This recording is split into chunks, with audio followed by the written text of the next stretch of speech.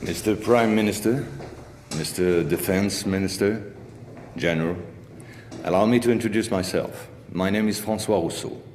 I'm in charge of an informal research group, which does not appear in your organization charts. Our president, to whom I personally and exclusively refer, thought it useful, if not necessary, that I clarify for you a certain number of issues.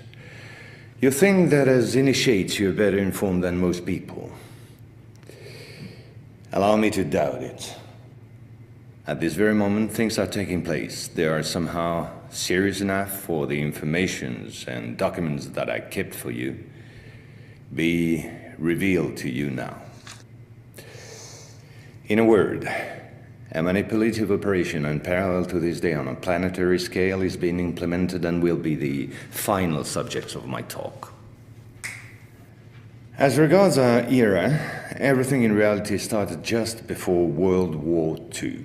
Hitler had broken certain taboos, such as taking recourse to occultism and secret societies. The Ahnenerbe, a Nazi organization assigned with, among other things, archaeological and anthropological research, found this during an expedition to Afghanistan. This flying object is called Vimana, or Astra, by the Hindus.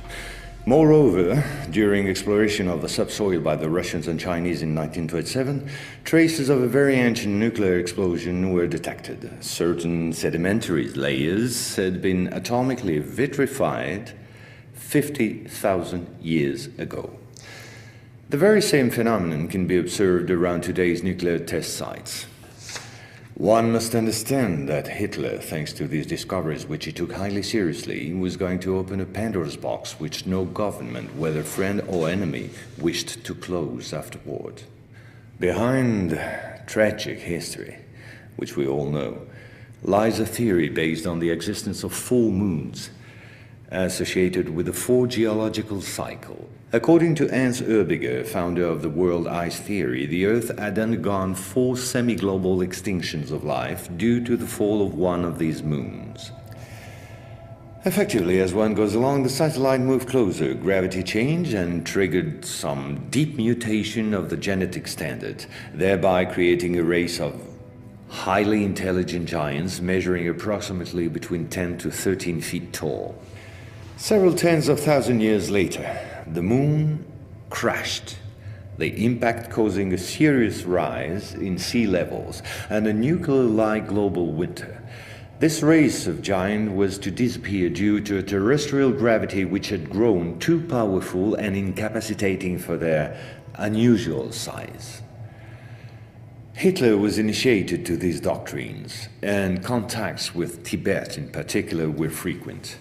The Nazis sought contact with the survivors of ancient civilizations, holders of ancient technologies like the previously described Vimanas. One of these civilizations spread out over the entire planet more than 600 pyramids made of stone, earth, and even iron. These pyramids are almost all pointed in the same direction, all have the same proportion as number pi, and all situated in magnetotelluric nodes. The oldest are in Asia. 2 of them are submerged, one south of Japan at Okinawa, another south of Cuba. These 2 were built about 12,000 years ago. I began by this more archaeological reminder for this reason. Our civilization is the 4th of the cycle which I described previously. Yes, I know that might well hurt our pride. We're neither the first nor the last. One must understand that the study and understanding of several recovered prototypes were the absolute priority to ensure Nazis' domination over the skies. The Allies, in parallel, focused on mastering atom and creating the first nuclear bombs. These secret bases were the center of all research supervised by the Nazis. In one of these bases worked Victor Schauberger, father of the Nazis' UFOs. Schauberger headed the Real Society in charge of anti-gravitational research. He died in 1958 in Texas, while working under protection of the United States on the improvement of his own flying saucers, which have since become American. You will quickly understand that 70% of unexplained aerial phenomena are human in origin and in no way extraterrestrial. Once World War II was over and Nazi technology had been systematically plundered by both Americans and Russians, the first challenge was to carry on and even complete the Nazis' research in great secrecy. The program, called Project Rainbow, especially known for the Philadelphia experiment, was the immediate proof. Mathematician von Neumann, who collaborated with Albert Einstein and Nikola Tesla on behalf of the Navy, succeeded in accidentally teleporting a Cannon-class destroyer escort, the USS Eldridge. These photos, supplied by Morris K. Jessup before his suspicious death, are rare testimonies for this unique experiment. In the same time, the first Indo-Aryan technology prototype trials did not go by unnoticed. The military had come up with a more efficient parade than secrecy. At about the same period, Kenneth Arnold, US Air Force pilot and CIA agent, launched the greatest operation in manipulation ever concerning the existence of UFOs.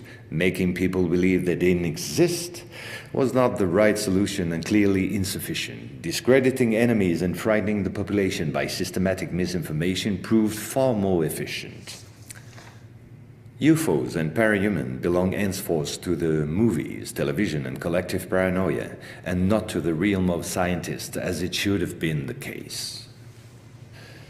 In May 1947, the American Secret Services discovered the existence of an ancient terrestrial UFO secretly recovered by the Russians, which had crashed into the Altai Mountains along their border with Mongolia.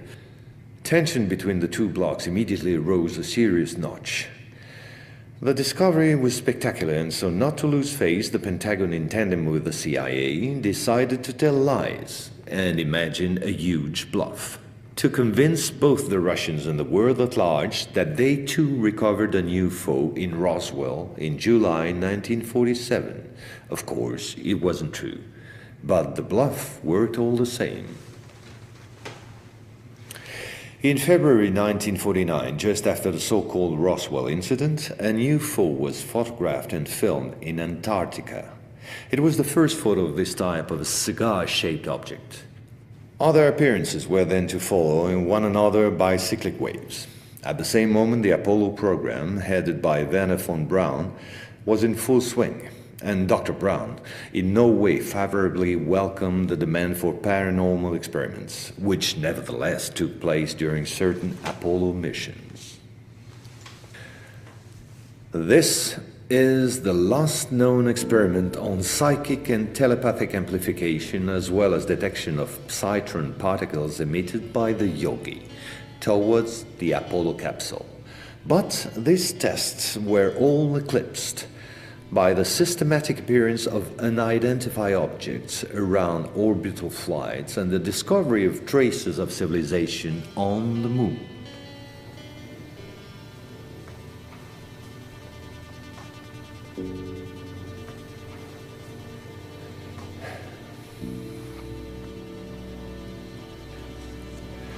NASA had to face an avalanche of data and embarrassing proofs. The only solution was to put everything under the cloak of defense secret.